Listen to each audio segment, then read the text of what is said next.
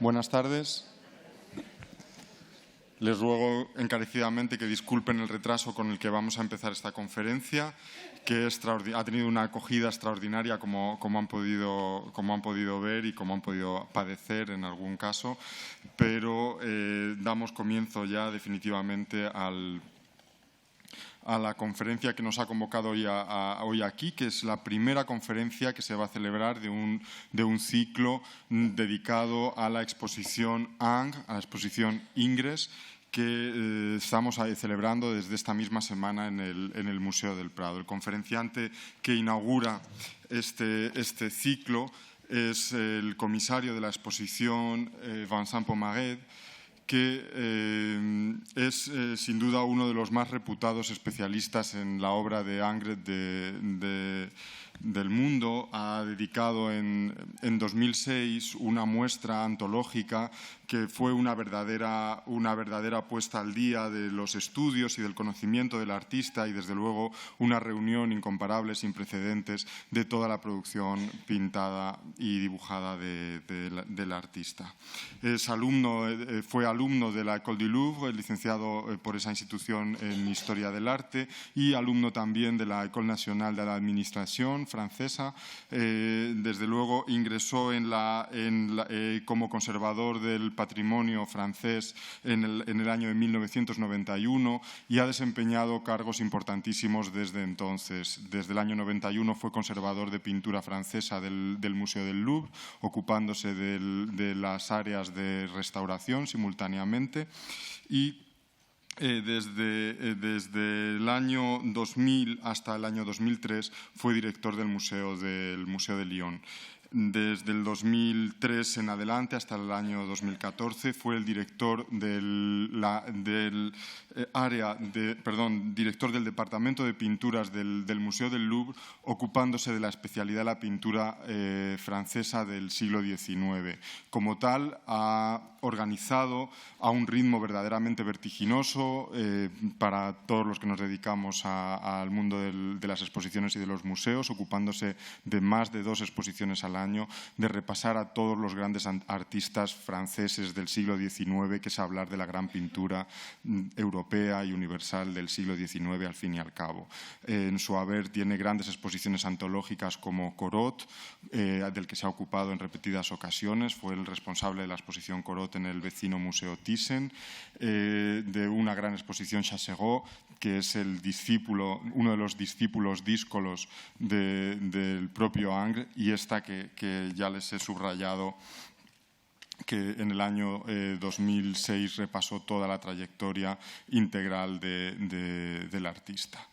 Desde el año 2014 es director de actividades del Museo del Louvre y aún así ha asumido la dirección científica de la exposición Ingres, que tenemos ocasión de conocer, de poder contemplar ahora aquí en el Museo del Prado. Sin entretenerles mucho más, solamente darles las gracias por su paciencia y por haber asistido hoy aquí. Les dejo con las sabias palabras del señor Pomarède. Muchas gracias.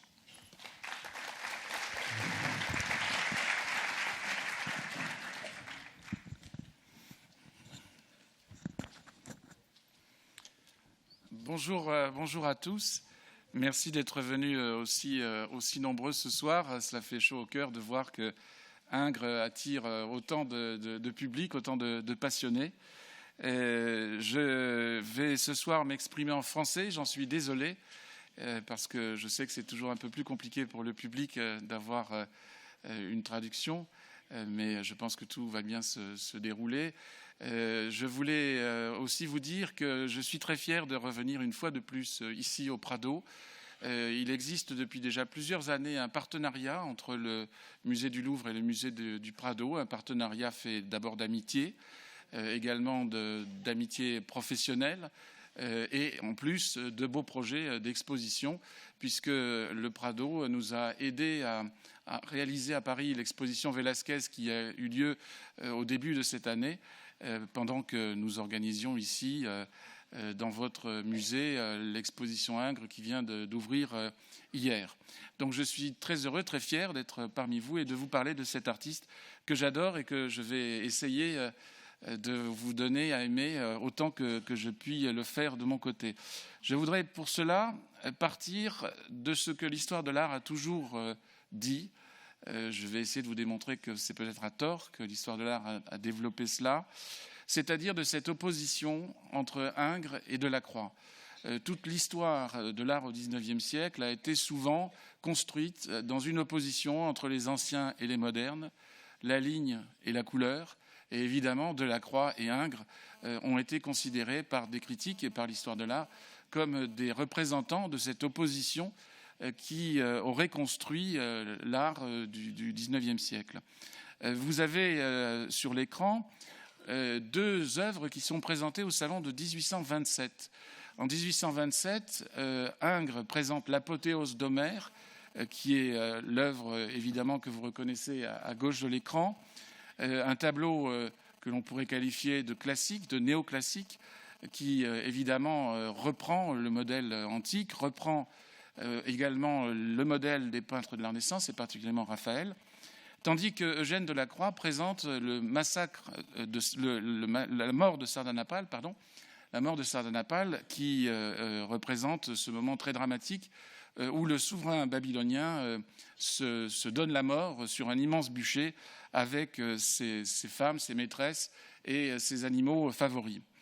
La critique condamne très très sévèrement la mort de Sardanapale. Victor Hugo, d'ailleurs, qui est lui aussi un romantique, comme Delacroix à cette période, dira « c'est le massacre de la peinture ». Donc il y a une condamnation très forte du tableau de Delacroix, tandis que pour la première et la dernière fois, Ingres est reconnu, est admiré pour ce tableau de l'apothéose d'Homère. Delacroix, d'ailleurs, lui-même admire le tableau et dit « oui, c'est un tableau extrêmement bien peint, d'une très grande qualité. Je comprends pourquoi les critiques l'ont apprécié ». Mais à partir de là, évidemment, les critiques romantiques vont considérer que Ingres est l'ennemi à abattre, cet homme qui a réussi au salon de 1827, qui représente une tradition, tandis que les artistes romantiques que ces critiques défendent, eux, sont attaqués, sont condamnés, comme cela vient de se produire pour Delacroix. Et là commence, à partir du salon de 1827, cette opposition entre Ingres et Delacroix qui va malheureusement fausser l'image que l'histoire de l'art donnera d'Ingres plus tard. Alors, quand on regarde bien les choses, on s'aperçoit que, évidemment, la réalité n'est pas si simple. D'abord, Ingres et Delacroix ont des proximités dans leur formation, dans leur intérêt pour des peintres du passé. Tous les deux, par exemple, admirent, mais passionnément, Raphaël, le grand peintre de la Renaissance. Vous avez à droite la Vierge à l'hostie, un tableau qui est venu du musée d'Orsay, qui est dans l'exposition ici au Prado, un tableau qui montre bien l'admiration d'Ingres pour Raphaël. Il a repris d'une manière très très réaliste la mise en scène de cette image religieuse que Raphaël avait inventée en son temps. Il l'a évidemment adapté, il l'a évidemment modernisé, mais c'est une véritable référence à Raphaël. À gauche, vous avez un tableau de Delacroix, c'est peut-être plus surprenant, un tableau de la jeunesse de Delacroix de 1819, qui est conservé dans une église de la banlieue parisienne qui s'appelle la Vierge des Moissons, et qui est une référence directe à d'autres tableaux de Raphaël, et plus particulièrement à la Belle Jardinière, qui est un tableau conservé au musée du Louvre. Donc les deux artistes, malgré ce que les critiques disent, s'intéressent tous les deux à la grande tradition de la Renaissance, et plus particulièrement à Raphaël. Les deux peindront des tableaux religieux, avec des références, là aussi, à d'autres périodes de la peinture. Vous avez à gauche un tableau peu connu d'Ingres, qui est conservé dans une petite église à côté de Montauban, qui représente Sainte Germaine, cousin de Pibrac, une sainte peu connue en France, je pense peut-être peu connue en Espagne, mais qui faisait l'objet d'un culte dans la région de Montauban. Et Ingres donc a eu cette commande et l'a représentée, là aussi en regardant vers la peinture du passé, tout comme Delacroix, qui est représenté à droite, avec cette Vierge du Sacré-Cœur, qui regarde plutôt vers le baroque, mais qui montre que ces deux artistes ont des similitudes de commandes, des similitudes de sujets, et parfois même des similitudes de traitements picturaux, comme nous aurons l'occasion de le voir. Et puis, quand on regarde les choses d'un peu plus près, on s'aperçoit que la réalité n'est pas si simple. Nous reviendrons sur le tableau de gauche, le Songe d'Ossian, qui est présenté dans l'exposition ici, un tableau peint par Ingres, mais qui, comme vous le voyez, a un univers tout à fait romantique, avec ces personnages fantomatiques que l'on devine au fond, avec ces effets de lumière, ces effets d'expression, le côté très douloureux du personnage qui est représenté au premier plan. Tout cela, en fait, fait référence directement à des sujets et à un univers romantique, mais c'est Ingres qui peint ce tableau, et non pas Delacroix qui est considéré comme un romantique. Alors que le tableau de droite est un tableau de Delacroix, qui est conservé au Musée des Beaux-Arts de Lyon, et qui, lui, fait référence à l'artiste classique par excellence, Nicolas Poussin. Et voilà Delacroix, le romantique, qui, lui, regarde du côté de la grande tradition classique et qui pourrait être, avec ce tableau qui représente la mort de Marc Aurèle, qui pourrait être classé du côté des néoclassiques, alors que, de fait, il a fait partie, pour l'histoire de l'art, du courant romantique. De la même manière, lorsque l'on compare certaines de leurs œuvres des années 1850-1860, on voit des similitudes très fortes avec des références aux grandes compositions de la Renaissance, des compositions de Mantegna, des compositions à nouveau de Raphaël. À gauche de l'écran, l'âge d'or d'Ingres, qui est conservé au château de Dampierre, et à droite, une grande composition faite par Delacroix pour le Palais Bourbon à Paris, qui est l'actuelle Assemblée nationale. Vous voyez qu'il y a des similitudes de composition, des similitudes d'univers poétique également, et il y a dans les deux cas cette référence à la Renaissance. D'ailleurs, les deux hommes ne partageaient pas que ces références intellectuelles et picturales. Ils aimaient tous les deux beaucoup représenter les femmes, le corps de la femme, le nu, et également avec les techniques graphiques, l'un et l'autre. Vous avez à gauche cette très très belle étude préparatoire pour l'odalisque, la grande odalisque, étude qui est présentée ici, et à droite, une étude à la plume de Delacroix, qui représente également une femme nue, et c'est une étude préparatoire pour un tableau qui n'a jamais été réalisé par Eugène Delacroix. Donc vous le voyez, ces ressemblances entre les techniques, entre les sources d'inspiration sont très fortes. Parfois, Ingres nous apparaît comme romantique, parfois Delacroix, qui disait lui-même « je suis un pur classique », peut nous apparaître comme un classique, un néoclassique.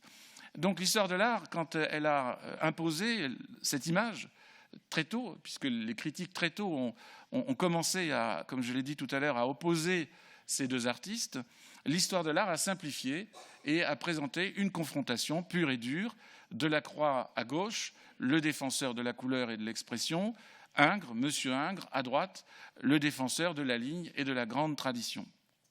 Évidemment, ensuite, il est clair que pendant longtemps, les historiens d'art ont préféré Delacroix, le peintre de la couleur qui aurait beaucoup impressionné les artistes de la deuxième moitié du XIXe siècle, à commencer par les impressionnistes, qui représentait la révolte, qui représentait l'artiste solitaire, des images que l'histoire de l'art a beaucoup aimées à la fin du XIXe siècle et au début du XXe siècle, et que l'on a remis en question depuis, que l'on a interrogé à nouveau depuis, surtout lorsque l'on connaît mieux l'œuvre de Delacroix, qui n'était pas, comme on l'a dit, forcément très très content d'être classé parmi les romantiques. L'histoire de l'art a réinterrogé Ingres beaucoup plus tard.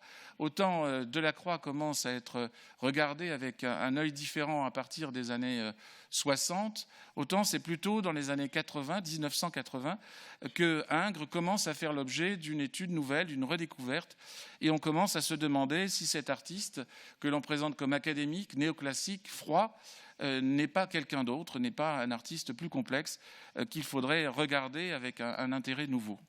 Alors effectivement, lorsque l'on regarde son image, dans les années, dans la période où il a une soixantaine d'années, on voit un homme qui se représente lui-même à droite dans cet autoportrait comme sérieux, sévère, austère, regardant le spectateur avec un air un peu fier. Et effectivement, il a donné de lui-même cette image d'un artiste académique et froid. Il était par ailleurs un homme très intransigeant, très violent, qui accusait les autres artistes parfois de manière très partiale, qui détestait Delacroix, ça c'est vrai, par contre humainement, même si par ailleurs il y a des similitudes artistiques comme je l'ai dit, cet homme évidemment a donné cette image. Mais si l'on regarde son image de jeune homme quand il commence sa carrière, voilà quelqu'un de totalement différent, un artiste qui est un artiste d'abord un bel homme. On comprend mieux ses relations avec les femmes lorsque l'on voit ses autoportraits de jeunesse que lorsque l'on voit ce que nous avons vu précédemment. Un homme toujours fier, mais également un artiste ambitieux, un artiste qui donne l'impression d'avoir une grande force, une grande passion en lui. Et cette image nous force à nous interroger sur cette personnalité et sur la manière dont il a pu développer sa carrière. Donc le tableau de gauche, qui est reproduit à gauche, est un autoportrait qui se trouve au musée Condé de Chantilly, qui est interdit de près, donc qui ne peut pas voyager. En revanche, le tableau de droite, qui est une copie qui a été faite par une de ses élèves et qui a été donnée à Ingres et conservée par Ingres durant toute sa carrière, est présent dans l'exposition et permet de comprendre cette personnalité du jeune artiste au début de sa carrière. Nous sommes là dans les années 1800. Alors, il faut regarder le début de sa carrière pour comprendre peut-être pourquoi il a été considéré comme un artiste néoclassique. Ingres naît à Montauban, qui est une ville du sud-ouest de la France, et le musée Ingres de Montauban, que vous voyez ici reproduit sur cette photographie, est un grand contributeur de l'exposition, puisque beaucoup d'œuvres venant de ce musée sont présentées ici au Prado. En effet, à sa mort, Ingres a légué à la ville de Montauban, pour ce musée, tout son fonds d'atelier, de nombreux tableaux et également sa collection personnelle de tableaux anciens. Donc tout cela est présenté dans ce musée Ingres de Montauban, dont vous voyez ici le lieu. C'est un ancien palais épiscopal qui a été transformé en musée, donc après le legs si important de Ingres à la ville de Montauban. Ingres est formé par 4 personnes importantes. Et je crois que ça, peut-être les historiens d'art l'ont oublié. On a toujours dit Ingres est l'élève de David. Donc étant l'élève de David, il est néoclassique puisque David était le principal représentant du néoclassicisme à cette période. Vous avez l'image de David avec son autoportrait qui est en bas à gauche de l'écran.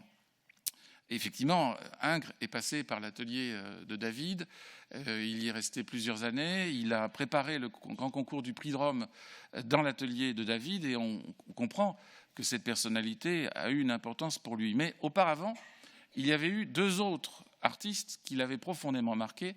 D'abord son père, qui est en haut à gauche de l'écran, Joseph Ingres, qui était un artiste peintre, un sculpteur, un graveur, qui a formé son fils et qui a donné à son fils beaucoup de choses, depuis d'abord ses premières découvertes du crayon, ses premières découvertes de la peinture à l'huile.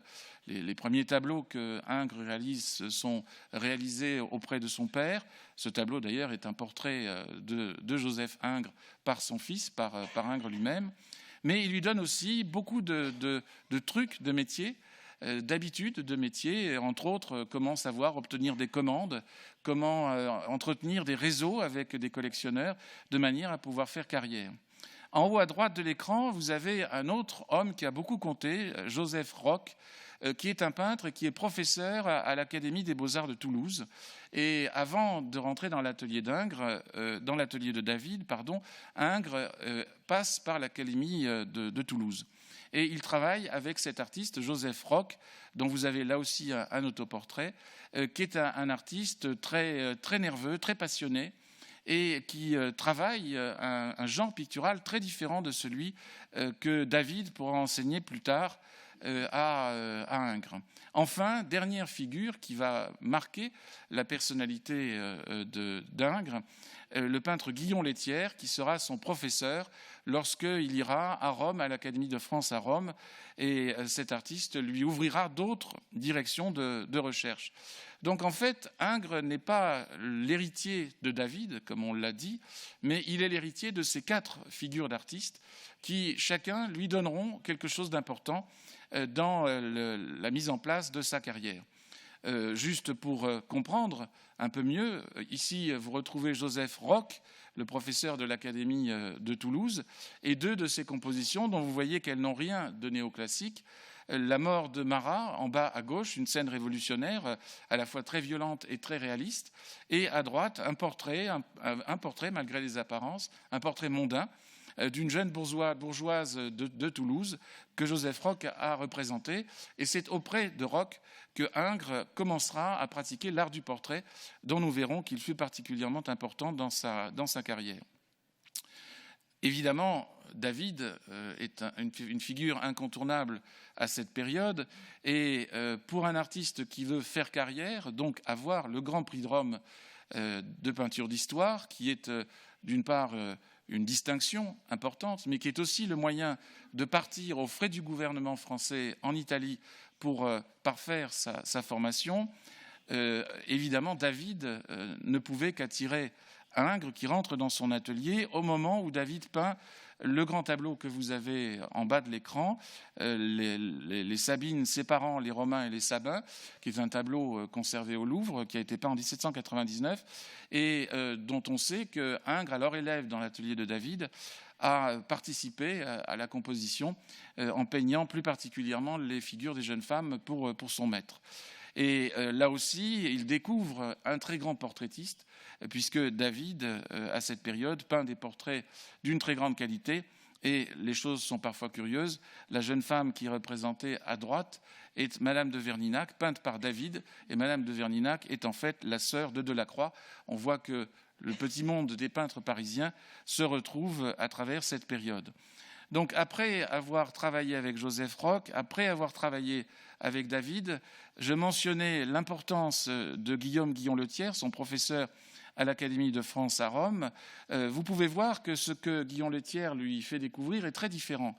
Ce sont des œuvres effectivement néoclassiques dans leur esprit, mais d'une inspiration beaucoup plus sensuelle, beaucoup plus féminine, très différente, où il y a de l'émotion, où il y a de la sensibilité. Et il lui fait découvrir, d'une part, un artiste anglais très important qui est John Flaxman, dont vous avez des gravures en haut de l'écran, et également, grâce à lui, Ingres fréquentera un autre artiste qui est Jean Brock, dont vous avez 2 grandes compositions en bas, qui inspirera Ingres plus tard, en lui donnant ce renouvellement du romantisme qui fut très important dans sa carrière. Alors, au milieu de tout cela, bien sûr, il reçoit une éducation académique classique, et de ce point de vue-là, effectivement, il est dans le courant néoclassique tel qu'on peut le comprendre à cette période. Voici des études d'académie qu'il étudie soit à l'Académie de Toulouse, soit dans l'atelier de David après 1800. Vous voyez qu'il maîtrise déjà très bien le traitement de l'anatomie et la représentation de la figure humaine. Et il remporte le Grand Prix de Rome de peinture d'histoire en 1801. Et c'est évidemment un moment très important dans sa carrière, puisque ce Grand Prix de Rome va lancer véritablement sa carrière. Donc c'est le tableau avec lequel il remporte le Grand Prix de Rome. Alors il faut comprendre les conditions de ce prix. Les artistes qui se présentent commencent par une première épreuve qui est une épreuve de travail de mémoire, où on leur demande de représenter une figure historique de mémoire. Ensuite, ils sont sélectionnés à l'issue de cette épreuve, et ensuite, ils doivent présenter une étude d'après un sujet qui leur est imposé, qui leur est donné. Cette année-là, c'était donc le sujet des envoyés d'Agamemnon qui viennent essayer de convaincre Achille de sortir de son isolement, après les disputes qui avaient eu lieu entre Achille et Agamemnon.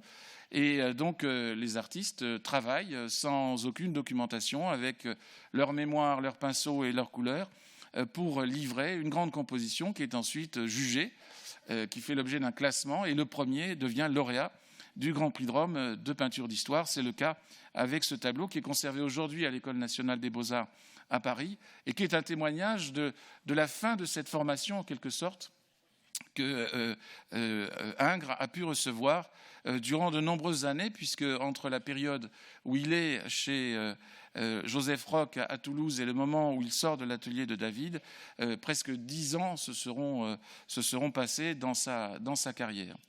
Durant cette période, il étudie beaucoup, il dessine beaucoup, pour des compositions qu'il ne réalisera pas, comme c'est le cas de l'étude en couleur que vous avez en haut de l'écran, ou du dessin d'après une scène antique que vous avez en bas à gauche, alors qu'au contraire, d'autres études qu'il fait à cette période ressurgiront plus tard, comme le thème de Stratonis et Antiochus, qui est évoqué en bas à droite, dans le très beau dessin qui est en bas à droite. Ces dessins sont présentés dans l'exposition, vous pourrez les voir.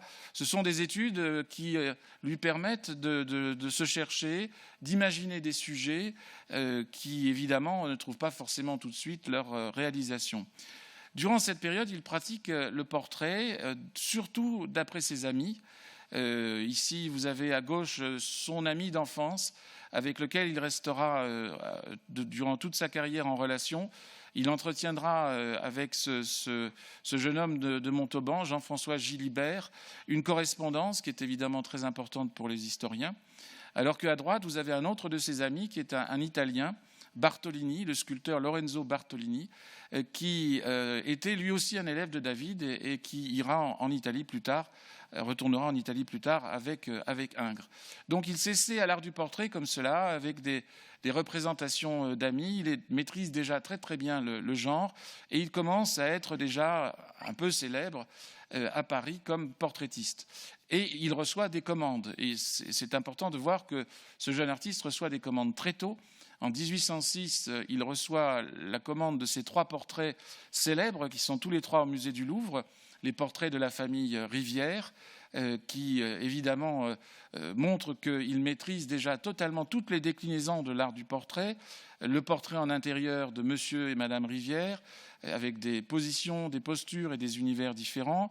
Le portrait dans un paysage de Mademoiselle Rivière, cette jeune fille qui mourra quelque temps après la représentation de ce tableau. Et il montre aussi que dans sa technique, il est capable de varier les positions, de travailler avec beaucoup de soin les accessoires et d'être toujours très réaliste dans la représentation des visages et des mains, par exemple, qui ont toujours une très grande importance dans sa carrière. Le fait qu'il reçoit ces commandes, qu'il commence à en vivre, explique qu'il ne part pas tout de suite en Italie, contrairement à l'habitude des jeunes artistes qui se précipitaient aussitôt en Italie. Lui ne part pas tout de suite en Italie, il a le Grand Prix, comme je vous l'ai dit, en 1801, et il est toujours en 1806, 1807, 1808 à Paris, entre autres parce qu'il reçoit des commandes, des commandes importantes de la part du gouvernement qui est à l'époque dirigé par Napoléon Bonaparte en tant que premier consul, puis ensuite en tant qu'empereur. Il reçoit des commandes de grands portraits qui sont tous les deux dans l'exposition. D'une part, le portrait de gauche montrant Napoléon, qui est encore Bonaparte, qui est représenté en tant que premier consul. Et c'est un portrait en pied très impressionnant qui est aujourd'hui conservé à Liège. Et plus tard, il reçoit la commande, qui est évidemment une commande très prestigieuse, de Napoléon Ier, devenu empereur, sur son trône impérial avec tous les attributs du pouvoir. Et bien sûr, c'est pour un jeune artiste une reconnaissance tout à fait exceptionnelle. Il a à l'époque 27 ans lorsqu'on lui commande ce portrait. Et il le livre et le portrait est resté dans les collections nationales. Il est aujourd'hui au musée de l'armée à Paris. En revanche, ce second portrait de Napoléon révèle des débuts de fracture entre le public, la critique et Ingres.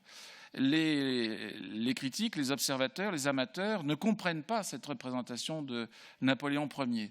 Ils ne le comprennent pas. Bien sûr, ils comprennent très bien les intentions politiques d'un homme qui se représente d'une manière extrêmement forte, noble, solide, mais ils ne comprennent pas pourquoi Ingres fait ainsi des références à la sculpture romaine, à certains vases grecs, fait des références également à des miniatures byzantines, et utilise ainsi une composition assez froide, assez rigide, qui les choque.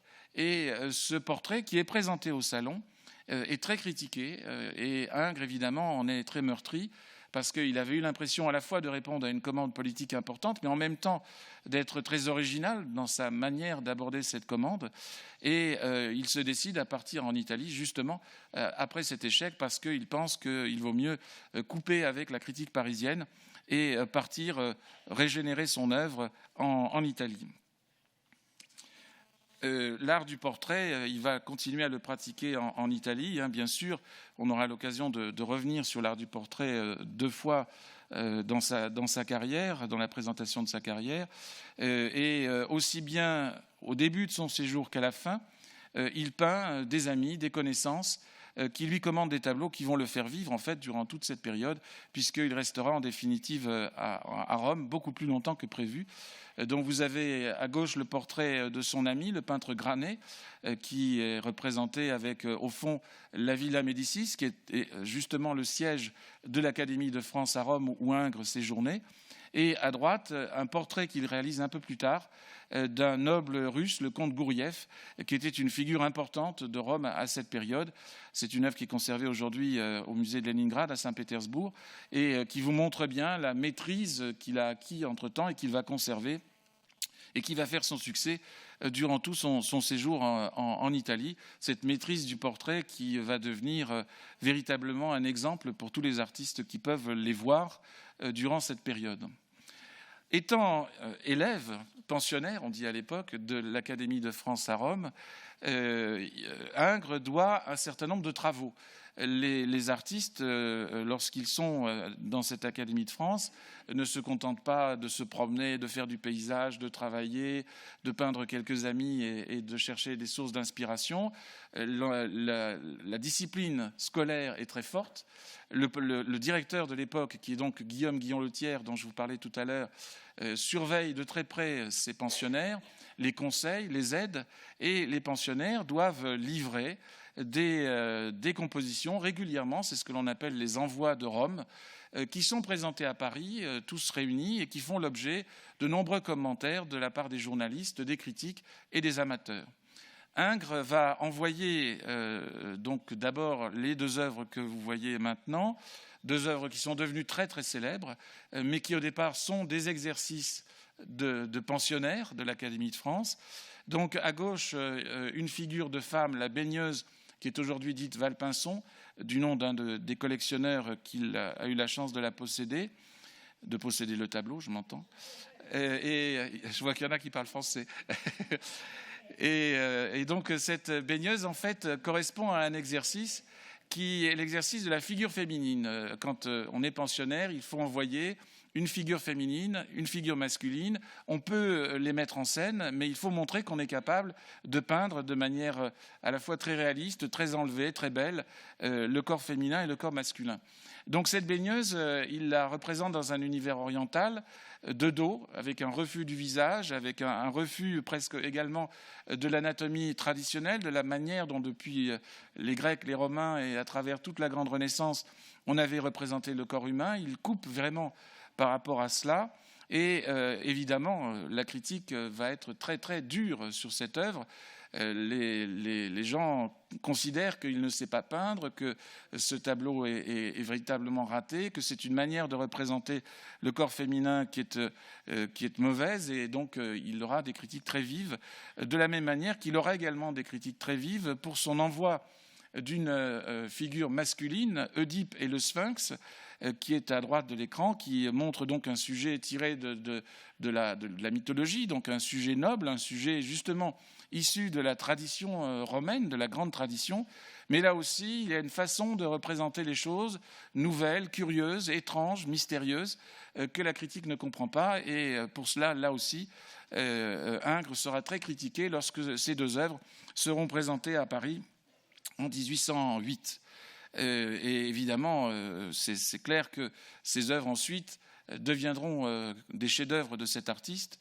Elles sont toutes les 2 conservées au musée du Louvre. La baigneuse Valpinson, malheureusement, est une œuvre très fragile qui n'a pas pu faire le voyage à Madrid, contrairement à Oedipe qui, lui, se trouve dans l'exposition aujourd'hui. Et puis, il faut, en fin de parcours scolaire, envoyer une grande composition. Et Ingres envoie une grande composition qui est ce Jupiter et Thétis, conservé à Aix-en-Provence, qui est un tableau très étrange, qui là aussi étonne et surprend et rend les critiques furieux, parce qu'il y a cette frontalité de Jupiter, qui rappelle d'ailleurs celle de Napoléon Ier que nous avons vue tout à l'heure. Il y a cet aigle à droite que tout le monde trouve ridicule. Il y a cette figure de Thétis qui prend une pose qui paraît qui ne paraît pas anatomique et qui est donc très critiquée pour cela, parce qu'à l'époque, il faut évidemment suivre les canons de l'Antiquité, et là, Ingres ne suit pas du tout les canons de l'Antiquité. Bref, cette grande composition qui est présentée d'une part dans le cadre des envois de Rome à l'École des Beaux-Arts et d'autre part au Salon, sera une nouvelle fois un échec cuisant de Ingres face à la critique.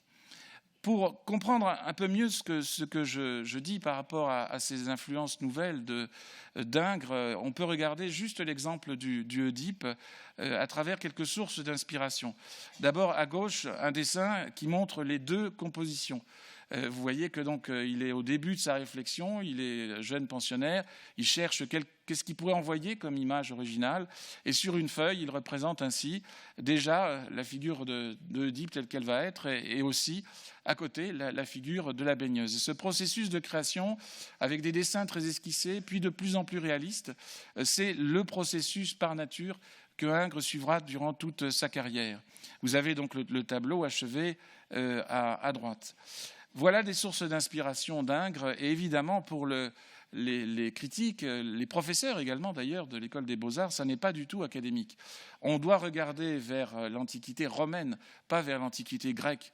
L'art grec à cette période est considéré quand même comme une sorte de brouillon de l'Antiquité romaine. Et les artistes comme Ingres, qui reviennent à l'Antiquité grecque, sont considérés comme des primitifs. C'est le nom qu'on leur donne, qu'ils finissent d'ailleurs par revendiquer, parce que justement, ils reviennent à des sources de l'art qui ne sont pas considérées comme des sources accomplies. Bien évidemment, aujourd'hui, nous ne pensons pas la même chose, mais à l'époque, les professeurs, les académiciens, considéraient que ces vases grecs, par exemple, n'étaient pas des objets nobles comme pouvait l'être la grande statuaire romaine. Or, c'est une source d'inspiration pour Ingres. Comme vous le voyez, le thème de Oedipe et le Sphinx a été traité évidemment beaucoup dans la céramique grecque. Ingres les a observés au Louvre, il les a observés dans des recueils de gravures. Il a également observé les grandes sculptures grecques de Sphinx, comme celle que vous avez en haut à gauche. Et c'est une source d'inspiration importante pour lui. De la même manière que le Moyen-Âge et les miniatures sont des sources d'inspiration. Vous avez une miniature à gauche qui représente Oedipe et le Sphinx de manière très différente, mais c'est une œuvre qui était connue par Ingres et qui évidemment a enrichi sa réflexion. De la même manière qu'il regarde aussi les artistes contemporains. Vous avez à droite un tableau d'un artiste qui s'appelle Fabre, qui travaille à l'époque en Italie. Ce tableau est un tableau qui a eu un certain succès, et Ingres a regardé cette œuvre et il s'est dit « moi je vais inventer une autre composition que celle-là », mais il s'est intéressé à l'art de son époque. Donc vous voyez que cet artiste, en fait, a des sources d'inspiration fort diverses, qu'il a également des influences d'écoles différentes de celles de son époque, pas forcément recommandables pour les professeurs, et c'est ce qui explique, entre autres, le rejet de la critique et le fait que ces professeurs le sanctionnent à chaque fois par des notes, évidemment, la notation était plutôt des commentaires qu'une note chiffrée, qui sont toujours très très mauvaises, et donc pour lui c'est évidemment à chaque fois un échec et quelque chose de douloureux à supporter. Surtout que dans le même temps, il reçoit des commandes de la part du gouvernement de Napoléon. Il reçoit des grandes commandes, des commandes très importantes. Il est en Italie. Napoléon doit venir en Italie à nouveau après toute la période des conquêtes. Et il est prévu qu'il couche au palais du Quirinal à Rome. Et on commande donc à des artistes présents sur place des grandes compositions que Ingres va pouvoir lui aussi peindre grâce à ce contexte politique un peu particulier, dans la mesure où Napoléon ne viendra en fait jamais à Rome et où ces tableaux auront été, non pas peints pour rien, parce que le résultat est superbe, mais en tout cas ne seront pas installés dans le palais du Quirinal comme prévu. Alors il peint une grande composition très importante dans l'histoire de la peinture, parce qu'il se montre comme un rénovateur du néoclassicisme dans cette composition représentant un épisode des conquêtes de Romulus qui est aujourd'hui conservé au musée du Louvre. C'est une œuvre qui était destinée au salon de Joséphine de Beauharnais, à l'épouse de Napoléon Ier. La scène est un peu martiale, mais en attendant, donc, elle n'a jamais été présentée à cet endroit. Et il a la commande pour la chambre à coucher de l'empereur, ce qui est une commande extrêmement prestigieuse, de cette scène qui est inspirée des poèmes d'Ossian. Ossian était un faux poète, en fait. C'est une histoire assez amusante. Apparaissent dans des éditions d'abord anglaises et ensuite françaises, puis dans toutes les langues de l'Europe, des poèmes qui étaient censés être des poèmes qui avaient été écrits au Moyen-Âge par un barde qui s'appelait Ossian et qui aurait écrit des poèmes lyriques extrêmement expressifs, poèmes qui ont beaucoup inspiré la génération romantique. Et puis on s'est aperçu qu'en fait ce barde n'avait jamais existé et que c'était un écrivain, un poète anglais qui avait écrit tous ces textes, qui étaient donc des faux textes médiévaux, mais qui étaient par contre des textes magnifiques contemporains. En tout cas, à l'époque, on ne connaît pas cette activité de faussaire. L'œuvre de Ossian est très très à la mode. L'empereur aime beaucoup les poèmes d'Ossian et on commande donc pour sa chambre à coucher cette scène qui représente justement Ossian, le barde, qui est en train de dormir et qui rêve ces poèmes en quelque sorte, qui a le songe de scènes fantastiques qui vont inspirer ces poèmes. C'est un univers très romantique. Napoléon Ier est un conquérant, mais c'est aussi quelqu'un qui est très proche de la littérature romantique. Donc Ingres l'a compris, et il peint cette composition qui est très romantique dans son inspiration, dans sa poésie, dans sa lumière, dans son expression. Et évidemment, cette œuvre représente une étape très importante pour lui, à la fois parce que c'est une nouvelle commande officielle qui ancre sa personnalité d'artiste, mais également parce que ça lui permet de montrer qu'il est capable de renouveler totalement son inspiration et de peindre des scènes différentes de celles que l'on pourrait attendre de lui. Cette relation avec le romantisme est d'ailleurs très forte, puisque à cette période, il peint de nombreux tableaux que l'on qualifie de troubadours. C'est le terme que l'on applique à ces scènes qui sont des œuvres de petit format représentant des épisodes du Moyen-Âge ou de la Renaissance, parfois tirés de la littérature, parfois tirés de l'histoire de France, et qui montrent des scènes d'inspiration historique. Et évidemment, le romantisme aimera beaucoup cela, puisque le romantisme cherche à rompre avec la grande tradition romaine, avec la grande tradition classique, et l'idée de s'emparer des sujets du Moyen-Âge, de s'emparer des sujets, je dirais, de la vie quotidienne du Moyen-Âge et de la Renaissance, sont une forme de renouvellement d'inspiration qui marquera le romantisme. Et Ingres suit cette direction puisqu'il peint des tableaux troubadours qui montrent qu'il a également suivi cette mode romantique. Alors vous avez évidemment la grande scène de Léonard de Vinci qui meurt dans les bras de François Ier, scène imaginaire mais qui est toujours très pathétique, qui est représentée dans ce tableau du Petit Palais. Et puis une scène plus tendre de Paolo et Francesca, qui est inspirée de la littérature de la Renaissance et qui montre cette petite scène d'amour tout à fait charmante, qui montre que le peintre ne regarde pas que du côté des grandes compositions. D'ailleurs, pour bien comprendre la relation avec les artistes de son temps, voilà deux autres tableaux troubadours. Le premier à gauche qui est peint par un artiste qui s'appelle Fleury Richard, qui est un des grands peintres à la mode dans ce genre de la peinture troubadour, qui montre là aussi François Ier, mais cette fois dans une scène galante. Et puis vous avez à droite un tableau que vous connaissez, qui est conservé au musée Thyssen, ici à Madrid, qui est un tableau troubadour de Delacroix. Donc on voit à nouveau la rencontre entre ces deux artistes que l'on a opposés à tort, comme je vous l'ai dit tout à l'heure, avec cette scène du duc d'Orléans qui découvre sa maîtresse devant le duc de Bourgogne. Et évidemment, le duc de Bourgogne découvre que cette maîtresse du duc d'Orléans est justement sa femme. Donc on imagine la scène ensuite. Et puis il y a parfois des liens amusants entre la peinture troubadour et votre pays, l'Espagne.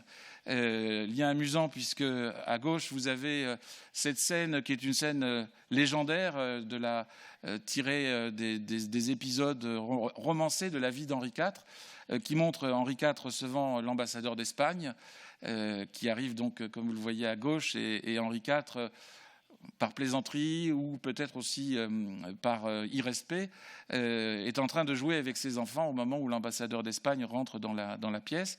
C'est un tableau à la fois amusant, mais également qui montre les sources d'inspiration d'Ingres à cette période.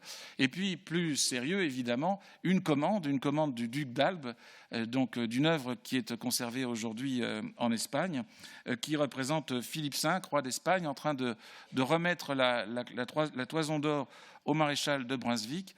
Donc c'est une scène d'histoire très forte, qui est une commande, là aussi, mais qui montre cette inspiration romantique, en fait, d'Ingres lorsqu'il aborde cette technique et ce thème de la peinture troubadour.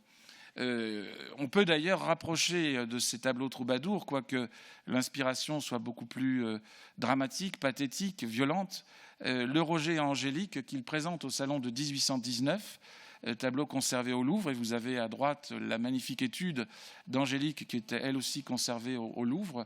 Ce Roger Angélique qu'il expose au salon de 1819 et qui là aussi évidemment étonne et surprend la critique qui est irritée par cette manière de traiter le corps d'Angélique, qui est comme distordu, qui n'est pas académique pour la critique de l'époque. Également le travail de l'armure de Roger, qui est jugé trop historique, trop réaliste, pas assez beau finalement. Et puis évidemment, les romantiques se reconnaissent quand même dans le paysage du fond, qui est un paysage que Delacroix aurait très bien pu peindre. Donc cette œuvre qui est complexe, qui est d'une grande force et qui est présentée ici, montre à quel point cette incompréhension entre Ingres et le public s'impose à cette période. Donc nous sommes en 1819. Et pour compléter le tableau, au même salon de 1819, il expose La Grande Odalisque, que l'on considère généralement comme un de ses chefs-d'œuvre, mais qui là aussi rencontre l'hostilité complète de la critique, puisqu'il s'agit d'une scène orientale. À cette période, en 1819, l'Orient, bien sûr, est un sujet d'inspiration, mais peut-être pas pour une représentation aussi sensuelle et aussi décalée. On ne sait pas très bien quel est ce personnage, finalement. Est-ce que c'est une jeune femme dans un harem? Est-ce que cette odalisque existe? Est-ce qu'elle n'existe pas? Donc il y a, par rapport au thème lui-même, déjà une interrogation. Et puis on se répand littéralement dans la presse sur ce corps qui n'est pas réaliste, sur ce dos qui aurait des vertèbres en trop, sur cette manière dont la jambe gauche passe sur la jambe droite, qui ne paraît pas du tout normale, pas du tout académique, et qui provoque le rejet. Évidemment, aujourd'hui, cette œuvre est considérée comme un de ses chefs-d'œuvre. Elle inspirera tous les artistes qui suivront, à la fois par sa sensualité, son érotisme, bien sûr, mais également par le raffinement du traitement des chairs, par ce côté presque musical du traitement du corps de cette odalisque, et puis cet extraordinaire travail de la draperie bleue à droite, qui est évidemment un grand morceau de bravoure de peinture.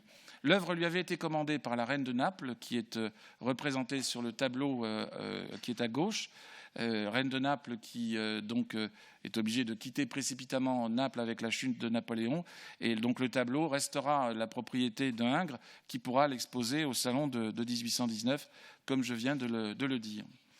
Alors évidemment, sa grande idée était de s'imposer à son retour de Rome, de s'imposer enfin à Paris comme peintre d'histoire, et malheureusement, cela va être une suite d'échecs.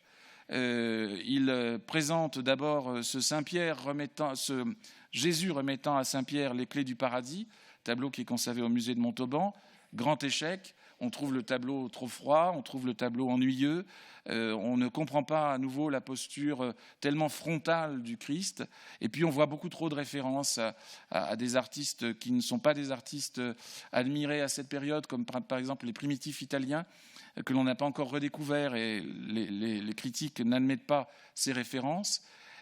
Au salon de 1824, il expose le vœu de Louis XIII, qui est à gauche, Au même moment où Delacroix expose les massacres de Kyo, on voit quand même que là, il y a une différence d'inspiration très forte. Aucun des deux, finalement, n'aura un succès retentissant. Aucun des deux, en revanche, n'aura un grand échec. Le fait que ce tableau soit présenté en 1824, au moment où Charles X arrive sur le trône, et Charles X est un roi qui affirme un retour au culte catholique très fort, et il revient évidemment à cette image de Louis XIII qui avait consacré le royaume de France à la Vierge. Donc c'est un tableau très politique que Ingres peint, et la critique le comprend, et la critique n'ose pas trop attaquer le tableau, puisque attaquer le tableau, cela veut dire attaquer la politique du roi. Évidemment, c'est quelque chose d'un peu délicat. Mais en même temps, il n'y a pas un enthousiasme extraordinaire. De la même manière, le tableau de Delacroix, qui est aussi un tableau très politique, qui est un engagement qui est très fort pour que la France se mette aux côtés des Grecs durant la guerre de l'indépendance des Grecs contre la Turquie.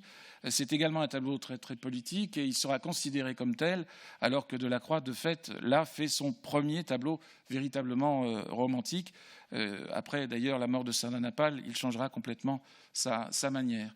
Donc nous avons vu tout à l'heure l'apothéose d'Homère. Je vous ai dit que c'était effectivement le seul tableau qui remportait un succès au Salon en 1827, parce qu'il y a toute l'histoire de la peinture française. Vous pouvez voir Nicolas Poussin, vous voulez voir tous les grands artistes français, vous pouvez voir aussi Raphaël qui surgit, aussi Molière, enfin toutes les grandes figures de l'histoire sont là, et toutes rendent hommage à Homère. Donc c'est un tableau qui effectivement a étonné les contemporains. C'était un tableau qui était destiné au départ à être un plafond, et qui finalement est devenu un véritable tableau et n'a jamais été placé en décor. Donc là, effectivement, il remporte le succès. Il pense que sa carrière de peintre d'histoire est enfin lancée, mais non, en 1834, lorsqu'il expose ce martyre de Saint-Symphorien au Salon, la critique se déchaîne cette fois, et la critique est d'une violence complète, au point qu'il décide de ne plus jamais exposer au Salon et de ne plus peindre, hormis de manière très très marginale, de tableaux d'histoire. C'est évidemment une période très dépressive pour lui, durant laquelle il s'interroge sur sa carrière, et il considère que quelque part il a échoué, puisqu'il n'arrive pas à rencontrer le succès public lorsqu'il se fait peintre d'histoire, et il considère qu'évidemment il est fait pour être peintre d'histoire. À l'époque, la peinture d'histoire est le genre le plus noble, c'est avec la peinture d'histoire que l'on doit réussir, et lui il constate qu'il échoue à chaque fois, et ses critiques sont des critiques à la fois sur les thèmes qu'il choisit, mais surtout sur la forme, sur les références, sur les influences, parfois même sur sa capacité à représenter le corps humain, nous l'avons vu. Donc évidemment, c'est tellement radical qu'il décide d'arrêter et de se consacrer à des tableaux de plus petite dimension, au portrait bien sûr malgré lui, et au nu, qui va être un thème extrêmement important durant la deuxième partie de sa carrière. Vous avez en haut de la composition, à gauche, un personnage féminin qui est très étonnant, avec ses bras qui sont écartés et qui sont violemment tendus l'un vers le ciel et l'autre vers le sol. C'est évidemment dans la composition un personnage qui fait la transition entre le ciel, Dieu, et le sol, le martyr, qui est en train de se dérouler. Mais c'est une figure qui aura toute une histoire, puisqu'on y trouve l'esthétique très forte d'Ingres, qui apparaît d'ailleurs, nous l'avons vu de temps en temps, dans d'autres tableaux, qui marquera entre autres Picasso, puisque Picasso étudiera beaucoup l'œuvre d'Ingres, étudiera beaucoup ces figures où Ingres détruit le corps humain et le reconstruit, où il le synthétise, où parfois il va jusque dans l'abstraction pour exprimer un sentiment ou une attitude d'un personnage. Et on retrouvera cette distorsion assez étrange du corps humain dans les œuvres de Picasso, bien plus tard évidemment. Et ce martyr de Saint-Symphorien, aujourd'hui, qui est conservé à la cathédrale d'Autun, malheureusement, n'a pas encore retrouvé la place qu'il devrait avoir et dans la carrière de l'artiste et dans l'histoire de la peinture religieuse du XIXe siècle. Le dernier grand essai qu'il fera d'une peinture d'histoire, qui lui est commandé par un particulier, donc il n'a plus de commande du gouvernement à cette période, il n'essaie plus de présenter des tableaux au salon, je viens de le dire. En revanche, lorsqu'un particulier lui demande de peindre une grande composition murale, un grand décor, il se dit que peut-être cela pourrait être un moyen de renouer avec le succès. À cette période, d'ailleurs, Delacroix a un grand succès de peintre de décors dans Paris. Il réalise de nombreux décors dans les bâtiments officiels. Ingres est jaloux et il se dit que peut-être, en peignant cette grande composition, il va connaître à nouveau le succès. Donc c'est le duc de Luynes qui lui commande 2 grandes compositions, l'une qui est celle que vous avez devant les yeux, l'Âge d'or, et une autre, l'Âge d'airain, qui n'existe pratiquement pas parce qu'il ne l'achèvera pas. Il n'achèvera pas non plus l'Âge d'or parce qu'il n'arrive pas à travailler sur cette grande composition, à la mener à terme. Il avait pourtant multiplié les études dessinées, on en connaît d'innombrables. Il a beaucoup avancé, comme vous le voyez, sur cette composition, qui n'est quand même pas achevée. Il y travaille de 1842 à 1849, et au bout de 7 ans, il considère qu'il n'y arrive pas, et il s'arrête. Et il s'arrête à nouveau sur un sentiment d'échec, bien sûr, qui est très douloureux pour lui, puisque c'était une ultime tentative de se faire connaître avec la grande peinture. Et évidemment, il avait là essayé de trouver à nouveau une esthétique nouvelle avec cet âge d'or où on voit tous ces personnages qui sont dans un univers paradisiaque et avec évidemment toutes ces variantes innombrables sur le thème du nu masculin et du nu féminin au milieu de la nature qui marqueront bien sûr Paul Gauguin, Cézanne plus tard, qui le verront puisque c'est une œuvre que l'on pouvait voir en allant au château de Dampierre, qui était un lieu que l'on pouvait visiter sur rendez-vous à l'époque, et qui aura une grande importance dans la peinture de la fin du XIXe siècle, mais qui ne sera à peine connu des contemporains et pas connu de la critique. En revanche, le portrait, évidemment, lui apporte un succès considérable, en permanence, constamment, de toutes les manières, que ce soit le portrait dessiné. Ici, vous avez un portrait de famille, la famille Forestier, un dessin du Louvre qui est exposé ici à Madrid. Des portraits de personnages de son entourage, de gens qu'il rencontre, par exemple la femme d'un de ses amis à gauche, le violoniste, compositeur, musicien Paganini à droite, des gens qu'il rencontre à Paris, en Italie, qui parfois le payent, parfois pas, mais qui à chaque fois sont très heureux de posséder un portrait dessiné d'Ingres. Il y fait passer beaucoup d'émotions parfois, lorsqu'il représente son épouse, Madeleine Ingres, qui est à gauche, enceinte.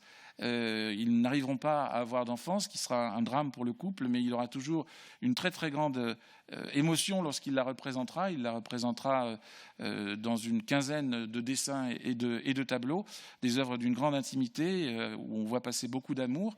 Et évidemment, lorsqu'il est amené à représenter un enfant, il y a beaucoup d'émotions, beaucoup d'affection qui passent dans son regard.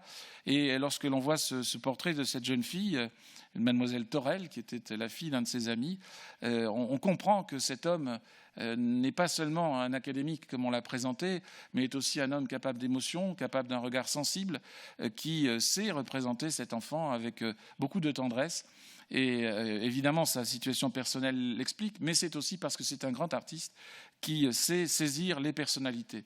Et c'est sans doute ça qui fait la force d'Ingres dans ses portraits. C'est que lorsqu'il regarde ces modèles, il saisit d'abord leur psychologie, leur personnalité profonde, intime. Et ensuite, il essaye de trouver l'attitude physique qui va les représenter le mieux. Alors évidemment, lorsque l'on représente le comte Pastoret, qui est un homme d'État, un conseiller d'État, qui est très fier de sa situation, qui vient d'avoir la Légion d'honneur en plus, eh bien on le représente en grand costume, debout, très fier de lui, et on voit qu'il a très bien compris cette personnalité. Au contraire, lorsque l'on représente une autre figure, Madame Marcotte, qui est une femme plus mélancolique, plus effacée, plus triste peut-être, là aussi, il trouve la manière de la représenter assise, un peu effacée, avec ce visage qui regarde un peu timidement le spectateur. Donc d'abord, dans les portraits d'Ingres, ce qui est important, c'est sa force dans l'analyse psychologique de ces modèles et dans la représentation qu'il en donne en choisissant leur posture. Alors évidemment, c'est ce qui explique qu'il saura tellement bien représenter les hommes de pouvoir. Il avait représenté, nous l'avons vu tout à l'heure, Napoléon, à 2 étapes de sa carrière. Il représentera d'autres hommes de pouvoir. Vous avez à gauche le duc d'Orléans, cette figure qui était très aimée des Français, l'héritier du trône, le fils de Louis-Philippe, qui devait normalement devenir roi de France, qui meurt dans un accident de voiture dramatique en 1842 et qui est représenté par Ingres dans un portrait où Ingres a complètement saisi à la fois cette figure de militaire, mais également cette figure d'un homme extrêmement cultivé, qui était un collectionneur, qui était un amateur d'art et de littérature et de musique, et qu'il le représente évidemment en costume militaire, mais quand on regarde son visage, on voit un visage très sensible d'un homme romantique qui a été très bien perçu par Ingres. De la même manière qu'il a très bien compris la personnalité d'une autre figure politique, le comte Molé, qui était entre autres ministre de l'Intérieur, qui était un personnage très mélancolique, dépressif, connu pour ses dépressions, qui en même temps était un homme d'une énergie étonnante et qui a été un grand homme politique français. Et il arrive très bien à rendre cet homme avec une très grande simplicité, alors que c'est un homme qui a entre les mains un pouvoir immense. Il le représente d'une façon très simple dans son bureau de travail, avec ce visage un peu triste qui évidemment étonne quand on connaît la carrière politique de ce personnage. À chaque fois, comme vous le voyez, il y a des attitudes, des postures qui sont retenues pour ces grandes compositions. Ce sont des tableaux monumentaux, toujours de taille naturelle, où il met évidemment toute sa force de technicien. Il déteste faire des portraits. Il dit tout le temps dans sa correspondance à ses amis que faire des portraits, c'est très ennuyeux, qu'il a toujours du mal à les faire, que ça l'ennuie, qu'il devrait ne plus en faire, qu'il a accepté parce qu'on lui a donné beaucoup d'argent ou parce que c'était un ami, mais qu'il aurait dû refuser, etc. Dans la pratique, on voit très bien que ça le passionne et qu'il a une manière de comprendre le modèle et ensuite de le mettre en scène, et qu'il a également un génie dans la capacité à représenter les vêtements et les accessoires qui en font sûrement le plus grand portraitiste du XIXe siècle en Europe à cette période. On en veut pour preuve évidemment son chef-d'œuvre dans ce genre, le portrait de M. Bertin, qui est exposé ici. Il avait d'abord envisagé de représenter M. Bertin debout, un peu comme le comte Pastoret tout à l'heure. Et puis il s'est dit, cet homme d'abord, bon, c'est un homme un peu fort, donc la position debout ne va peut-être pas forcément le mettre en valeur. Et puis d'autre part, c'est surtout un homme de débat. D'ailleurs, c'est un patron de presse, c'est un homme de pouvoir qui dirige le journal des débats, qui est un grand journal parisien à cette période. Et il se dit peut-être qu'il vaut mieux le montrer dans une posture qu'il a dans la vie de tous les jours, quand il est assis, qu'il parle avec quelqu'un, qu'il écoute la personne qui est en train de lui parler et qu'il s'apprête à lui répondre avec beaucoup de passion. Et donc il le représente comme cela, assis avec les deux mains sur les genoux, un homme solide qui est prêt à répondre, qui montre son pouvoir. Et évidemment, c'est sûrement le portrait qui révèle le plus le génie d'Ingres dans ce genre, à la fois dans le réalisme du visage, qui est tout à fait extraordinaire, avec ses cheveux romantiques dans leur coiffure, ce visage sévère, dur, volontaire, et puis cette posture massive. Et on l'a dit, c'est une espèce d'incarnation de la bourgeoisie française de cette période, mais c'est surtout une magnifique représentation du pouvoir de la presse qui est ainsi réalisé par Ingres dans ce portrait que le Louvre a la chance de posséder et qui est présenté ici. Vous pourrez, si vous allez dans l'exposition, regarder le bras du fauteuil qui est au premier plan et vous verrez qu'on y voit le reflet de la fenêtre à la manière des grands peintres flamands et hollandais du XVe et du XVIe siècle. Ingres avait ce génie d'arriver à représenter d'une manière extrêmement réaliste toutes les matières, ici le bois qui brille et qui reflète la fenêtre qui est en face. Évidemment, son génie se déploie dans les grands portraits féminins. La comtesse d'Aussonville, dont vous avez vu l'image partout dans Madrid, qui est un tableau de 1845, un tableau qui montre son génie de coloriste également, avec cette robe bleue et toute cette variante de gamme bleue qui envahit le tableau, et juste cette petite teinte de rouge dans le turban, dans les cheveux et dans une fleur qui est derrière elle.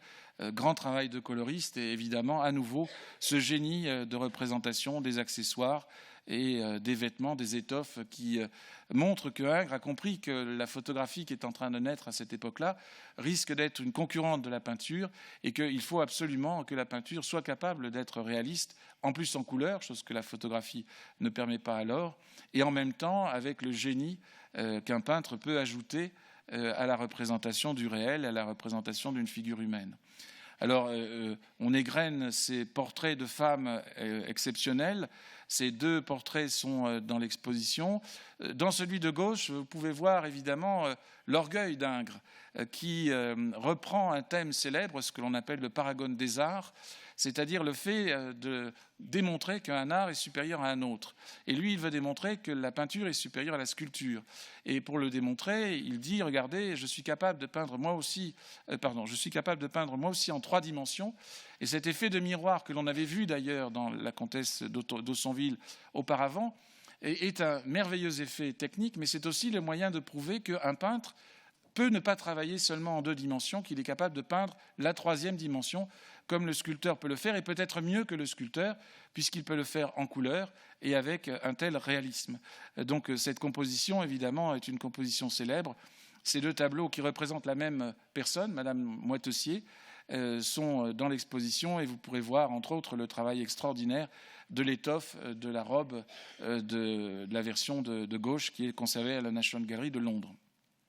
2 tableaux qui n'ont pas fait le voyage, l'un parce qu'il est interdit de prêt, celui de droite qui est conservé à la Lehman Collection, qui ne prête plus cette œuvre qui représente la princesse de Breuil, et l'autre parce que c'est le dernier grand portrait d'Ingres en main privée, et que la famille qui possède ce portrait, on peut le dire, puisque la chose est très connue, c'est la famille de Rothschild, considère que cette œuvre est une représentation familiale et qu'elle doit rester dans la famille tout le temps et être en quelque sorte la figure protectrice de la famille au sein de leur maison.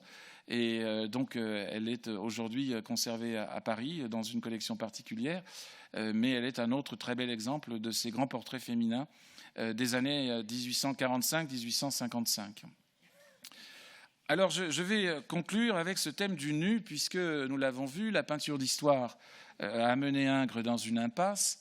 Le genre du portrait lui a apporté un succès considérable et beaucoup d'argent, mais au fond, une satisfaction d'artiste relativement moyenne. En revanche, il va s'accomplir, il va se réaliser dans ce genre du portrait qui va l'occuper jusque dans ses dernières années. Il meurt à 87 ans et jusqu'à cet âge-là, il peint avec beaucoup de passion, d'excitation, de sensualité le corps de la femme qu'il va distordre, recomposer d'une manière tout à fait exceptionnelle, très originale et étonnante. Donc nous avons vu tout à l'heure la baigneuse Valpinson, qui est ce premier essai dans le genre du nu. Cette baigneuse va faire l'objet de variations à l'infini, un peu comme un musicien se livrerait à des variations musicales. Ce thème de la femme vue de dos, on va le voir ressurgir de manière extrêmement diverse. À gauche, dans un petit tableau du Louvre qui représente un intérieur de harem, on voit ressurgir cette figure de femme qui est cette fois mise en situation avec d'autres personnages, avec une profondeur, avec une vraie scène à l'arrière-plan, mais on retrouve la même qualité de traitement, la même étrangeté dans le traitement de cette jeune femme. Il avait tenté d'autres solutions, comme ce tableau qui est conservé au musée Bonnat de Bayonne. C'est une collection qui, là aussi, ne peut pas être prêtée, qui montre un autre essai avec le même turban, mais cette fois où l'on voit le visage de la jeune odalisque qui se retourne avec ce geste un peu de la frileuse qui sort du bain, qui a froid, qui se retourne. Donc un travail très sensuel du dos. On devine un peu plus la poitrine que dans les tableaux précédents, mais en même temps, c'est le visage qui, tout d'un coup, devient quelque chose de nouveau et qui apporte une sensibilité qui est différente de celle des autres compositions. Et puis, il s'intéresse aussi à ce thème de la femme allongée. Nous avons vu tout à l'heure le tableau de la grande odalisque qui, évidemment, dans le genre, constitue un sommet. Il avait presque en même temps peint une autre composition, inspirée cette fois de tableaux de Titien, de grands nus de la Renaissance, tableau qui s'appelle La Dormeuse de Naples et qui aujourd'hui est un tableau disparu, mais dont on connaît beaucoup d'autres versions et de variations menées par Ingres. J'en ai représenté ici une seule, qui est celle qui est conservée au Victoria and Albert Museum de Londres, qui montre cette fois un nu de face d'une jeune femme en train de dormir. La représentation est peut-être plus classique, En tout cas, on retrouve l'ambiance d'un Corrège ou d'un Titien. Mais en même temps, c'est un tableau qu'il avait considéré comme un pendant de la Grande Odalisque, qui permettait de montrer ses capacités à représenter le nu avec ce génie qui était le sien. D'autres tableaux peut-être moins célèbres, celui-ci étant conservé à Cambridge, aux États-Unis, au Fogg Art Museum, a fait partie d'une collection célèbre, la collection Winthrop. Et là aussi, tout comme d'autres, M. Winthrop, lorsqu'il a légué ses tableaux, comme Bonnat, que nous avons vu tout à l'heure, a interdit le prêt de cette œuvre, ce qui est fort dommage parce que c'est un tableau tout à fait extraordinaire avec une gamme de coloris, avec des oranges et des bleus qui montrent que Ingres n'est pas que le peintre de la ligne et du dessin, comme on l'a dit, et que c'est aussi un très grand coloriste. Il reprend sa capacité étonnante à peindre des accessoires que l'on a vus dans les portraits, mais cette fois au service d'une vraie scène orientaliste, à la mode, si je puis dire, qui montre son talent dans le domaine du nu. Alors, M. Ingres, qui approche les 80 ans, dont il dit lui-même qu'il a encore une grande vigueur, alors on ne sait pas très bien s'il parle de sa vigueur d'artiste ou de sa vigueur d'homme, se passionne pour ce genre qui, visiblement, est pour lui le meilleur moyen de représenter son génie et de prouver à tous qu'il aurait pu, au fond, être reconnu comme un immense peintre d'histoire, qu'il a été reconnu, malheureusement, de son point de vue, comme un grand portraitiste, mais que finalement, le genre le plus élevé dans l'histoire de la peinture et de la sculpture, qui est la représentation du corps féminin, eh bien, lui, il le maîtrise totalement, entièrement, est capable de se hisser au niveau des plus grands maîtres et de dépasser, en quelque sorte, le modèle, la tradition, puisqu'on le voit, il a livré des variantes infinies. Et il a, à partir de ce moment-là, un projet qui est un projet d'un tableau ultime sur lequel il travaille énormément avec les études graphiques. Nous avons vu qu'il dessine sans cesse avant de représenter une composition. Voilà des dessins, parfois esquissés, parfois beaucoup plus travaillés, de sa réflexion qui aboutira à un de ses chefs-d'œuvre qui est le bain turc. Voilà une autre esquisse, on songe à Delacroix quand on voit ce dessin avec cette vigueur étonnante dans la manière dont il représente les personnages avec quelques traits de plume. Et puis, après les études dessinées, il y a les études peintes, cette grande représentation féminine qui est une étude peinte à l'huile et est une étude, on l'appelle la femme à trois bras, vous comprenez pourquoi, parce qu'il étudie des positions, et évidemment, ça donne une figure assez étrange. Et tout ce travail, qui dure des années, aboutit à ce tableau qui est le sommet de son art, le bain turc, qui est un tableau qui, quelque part, ne raconte plus tellement d'histoire. Bien sûr, c'est une intérieure de harem, bien sûr, c'est un sujet oriental, mais peu lui importe. Ce qui lui importe, c'est de se livrer à cette grande variation musicale sur le corps féminin. On voit ressurgir la baigneuse de ses jeunes années. On voit ressurgir des figures féminines parfois que l'on avait vues dans l'âge d'or ou dans d'autres compositions. Et il crée un univers visuel qui est un univers de pur plaisir plastique où il distord le corps féminin, il le reconstruit, il le recompose pour aboutir à ce tableau qui va avoir une influence considérable parce qu'au fond, les artistes comprendront qu'il avait quitté quelque part la référence au sujet, la référence au thème, la référence à l'histoire même, que bien sûr, il garde encore le réalisme d'une scène orientale, mais ce qui est important, c'est la peinture pure. Et évidemment, les artistes de la fin du XIXe siècle, du début du XXe siècle, Picasso particulièrement, les cubistes, qui chercheront à détruire le corps humain pour mieux le reconstruire, verront en Ingres leur précurseur et le génie qui leur permet de se livrer au travail qui sera le leur au début du XXe siècle. Il est, à mon avis, essentiel de rester avec cette dernière image parce que c'est celle qui, de mon point de vue, représente le mieux le génie d'Ingres. Cet homme que l'on a représenté comme un homme froid, académique, et qui aboutit dans ses réflexions esthétiques sur un tableau qui est un tableau sensuel, passionné, qui est un plaisir visuel pur et qui est complètement à l'opposé de ce que David pouvait faire, de ce que les néoclassiques pouvaient faire.